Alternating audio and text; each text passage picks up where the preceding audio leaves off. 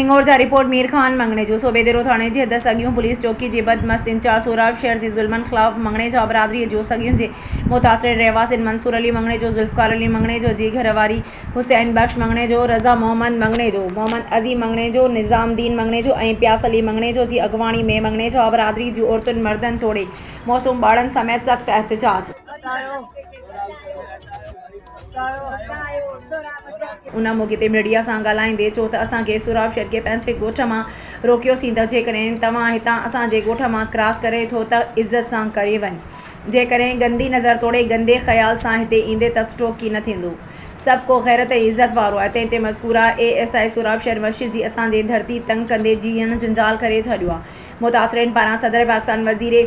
Azam Pakistan chief justice of Pakistan वज़ीर आला Sindh home minister Sindh IG Sindh DIG police Sukkur SSP Khairpur समेत आला अख्तियारनि खां पुरज़ोर घुर कई त मज़कूरा राशि करप्ट नाअहल गरीब दुश्मन सगियूं पुलिस चौकी इंचार्ज बदमस्त सोराब शहर ख़िलाफ़ जांच करे असांजो छीण जंजाल कंदड़ सूबेदार सोराब शहर जेको कानून जो समूरियूं हदूं क्रॉस कंदे हर हफ़्ते 15 ॾींहंनि ते 62 माण्हुनि जे चुर्च ते तोड़े पंहिंजे पेट पूॼा लाइ हथरादू पुलिस का ड्रामा तैयार करे असांजा नौजवान तोड़े पीरसन बग़ैर कंहिं NC या FIR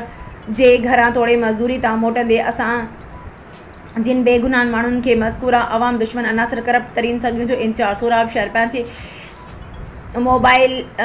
पुलिस मोबाइल में विझी खणी खंबे गुम करे बाद में असांखां हर भेरे 2 खां 3 लखनि ताईं रिश्वत वठण बाद आज़ादु करे थो।